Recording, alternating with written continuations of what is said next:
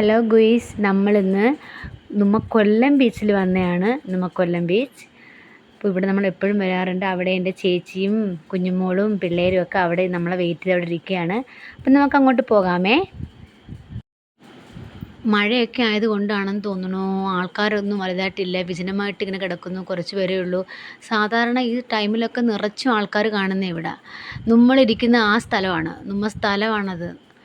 തറവാടാണത് കൊല്ലം beach. അപ്പോൾ നമ്മൾ അന്വേഷിക്കേണ്ടി വരത്തില്ല. ഈ സ്ഥലത്ത് നമ്മൾ മാറിയിരിക്കാറില്ല. അതുകൊണ്ട് ആദ്യമേ ആര് വന്നാലും രണ്ടാമത് വരുന്ന ആൾക്ക് കണ്ടുപിടിക്കേണ്ട ഒരു ബുദ്ധിമുട്ട് വരില്ല.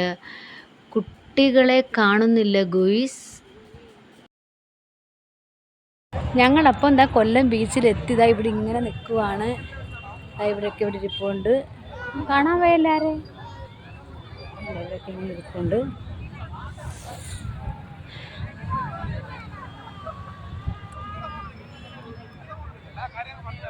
പിള്ളേരൊന്നും കൊണ്ടുവന്നില്ല. പിള്ളേരൊക്കെ വീട്ടിലാണ്. ഞാൻ വിചാരിച്ച് പിള്ളേരുണ്ടെന്നും പറഞ്ഞ് ഞാൻ ഓടി വന്നു. പക്ഷേ പിള്ളേരൊന്നുമില്ല.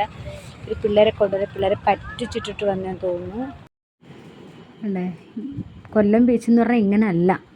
എന്തോരം ആൾക്കാരെന്നറിയാവോ ഈ ഒരു ദിവസം ഇവിടെ വരുന്നത്. ഇപ്പോൾ കണ്ട ഇങ്ങനെ വിജനമായിട്ട് അങ്ങും ഇങ്ങുമൊക്കെ ഇല ഒഴിഞ്ഞ പോലെ 3-4 പേര് ഇരിക്കുന്നു. ഇവരുടെ ഇങ്ങനെ വർത്തമാനം പറയുന്നു. നല്ല അന്തരീക്ഷം, നല്ലതുപോലെ ഇങ്ങനെ ഇരുട്ട് മൂടി കിടക്കുവാണ്. കടല വാങ്ങിച്ച് ഇവിടെ അടിയാണ്. കിട്ടുമെന്ന് തോന്നുന്നില്ല. എനിക്ക് പിന്നെ കടല വേണ്ട. കണ്ട കോരിക്കൊണ്ട് പോകുന്നുണ്ട്. കൊണ്ടുപോകുന്നു. കണ്ടോ ഉണ്ട്. അവിടെ ഒരു ഒറ്റക്കിരുന്ന് ആർക്കും വേണോന്ന് പോലും ചോദിക്കാതിരുന്ന് കഴിക്കുകയാണ് ഗൂയിസ്. കണ്ടോ ഗൂയിസ്. ഒരു കടലയുടെ ഒരു അംശവും ഛേദവും പോലും എനിക്ക് കിട്ടിയിട്ടില്ല. കാലിയായി എൻ്റെ പ്രാക്ക് ദോഷം ഉണ്ടാവും. ഓക്കെ, കിട്ടിയതിനൊക്കെ കിട്ടി കള്ളി. ഒരു പട്ടമാണ് അത് കാണാൻ പറ്റുന്നുണ്ട്. ലൈറ്റ് കത്തുന്ന പട്ടായി അത് കണ്ടിട്ടുണ്ടോ? ലൈറ്റ് എത്തുന്ന പട്ടം അത്. അത് പിടിക്കുന്നുണ്ട്. ഇല്ല, അത് ഒരാൾ ചാടി ഇപ്പൊ കിട്ടിയില്ല. ഞങ്ങൾ പോവാണ്. Good night. മക്കളെ കൊണ്ടുവന്നിട്ടില്ല.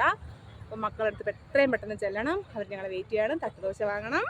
ഇന്ന് രാത്രി സ്പെഷ്യൽ തട്ടുദോശ.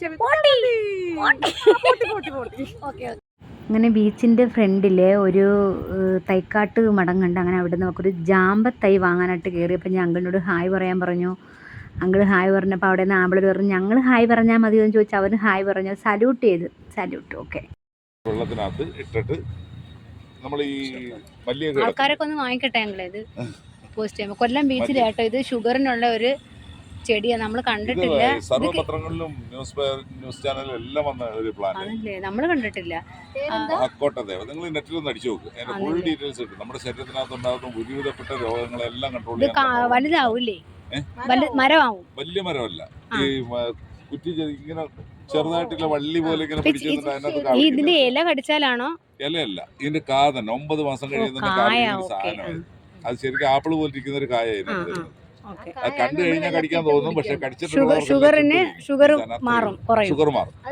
കാരണം എന്ന് പറഞ്ഞാൽ നെറ്റിൽ ഇത് നിങ്ങൾ യൂട്യൂബിൽ ഒന്ന് അടിച്ചു നോക്കും.